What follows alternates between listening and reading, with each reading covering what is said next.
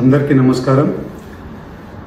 కొల్లేరు ప్రజలందరికీ కూడా శుభవార్తగా ఇవాళ సుప్రీంకోర్టులో మన తరపున వాదించడానికి గవర్నమెంట్ తరపున అలాగే ప్రజల తరపున కొల్లేరు ప్రజల తరపున వాదించడానికి సుప్రీంకోర్టు ఒప్పుకునింది.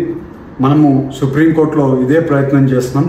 ఆ ప్రయత్నానికి ఇవాళ ఎమ్మెల్యే గారు కామినేని శ్రీనివాస్ గారు, అలాగే దిందలూరు ఎమ్మెల్యే గారు, అలాగే ఉంగటూరు ఎమ్మెల్యే గారు, అలాగే గన్ని వీరాంజనేయులు గారు, అందరు ఎమ్మెల్యేలు, కొల్లేరు దగ్గర ఉండే ఎమ్మెల్యేలు అందరూ కూడా చాలా వరకు మా వెనకాల ఉండి, అలాగే లాయర్స్తో మాట్లాడడమైనా కానివ్వండి, ఢిల్లీలో ఫాలోఅప్ చేసుకోవడమైనా కానివ్వండి, ఇవాళ మన అందరి కొల్లేరు ప్రజలందరికీ కూడా కొంచెం విసులుబాటు వచ్చింది. మనం అనుకున్నట్లే సుప్రీంకోర్టు మన కష్టాలు కూడా వినడానికి సుప్రీంకోర్టు ఒప్పుకునింది. ఇవాళ మళ్ళీ ఈ కేసు అయిపోయింది అనుకునే కేసుని మళ్ళీ మొదటికి తీసుకొని వచ్చాం. ఇవాళ నుంచి ఈ కేసుని మళ్ళీ ఒక లైన్లో పెట్టి కరెక్ట్గా సిస్టంలో తీసుకొని వెళ్ళేట్లు ప్లాన్ చేస్తున్నాం. మేము అందరం కూడా ఇవాళ కామినేని గారు కూడా చాలా ప్లాన్ చేసుకుంది. మేమిద్దరం మొన్న సీఎం గారు వచ్చినప్పుడు ఇద్దరం మాట్లాడుకున్నాం. సీఎం గారికి కూడా చెప్పాం. అదైపోయిన కామినేని గారు మేము మాట్లాడుకుంది ఢిల్లీలో ఎలా చేసుకోవాలో ఏం చేసుకోవాలో అని ప్లానింగ్ చేసుకుంది. కామినేని గారు కూడా అదే రకంగా మినిస్టర్ గారిని కూడా పిలిపించుకుంది.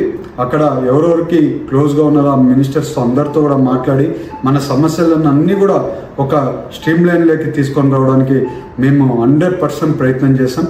ఇవాళ ఆ ప్రయత్నానికి రిజల్ట్ కూడా సుప్రీంకోర్టులో వచ్చింది. అదే రకంగా మన గవర్నమెంట్ కూడా మన కొల్లేరు ప్రజల గురించి ఫుల్ సపోర్ట్ చేస్తుంది. వాళ్ళకి మనకి సుప్రీంకోర్టులో కూడా ఇవాళ సుప్రీంకోర్టులో మన లాయర్ కూడా బాగా వాదించారు. వాదించి అన్నీ కూడా పాజిటివ్గా వచ్చాయి. ఇవాళ మేము 100% ప్రజలకి, కొల్లేరు ప్రజలకి ఇవాళ ఇవన్నీ జరిగే సిచ్యువేషన్స్, ఇవాళ జరిగే సంఘటనలు అన్నీ చూస్తే ఎందుకో మన ఇష్యూ పర్మనెంట్గా సాల్వ్ చేయగలుగుతాం, అంటే శాశ్వతంగా పరిష్కారం తీసుకొని రాగలుగుతాం అనేది అనిపిస్తుంది.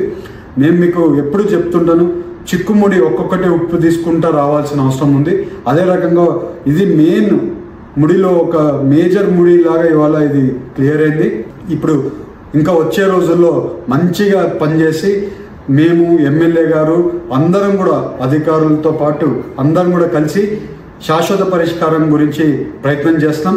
వచ్చే రోజుల్లో ఇంకా మంచి మీకు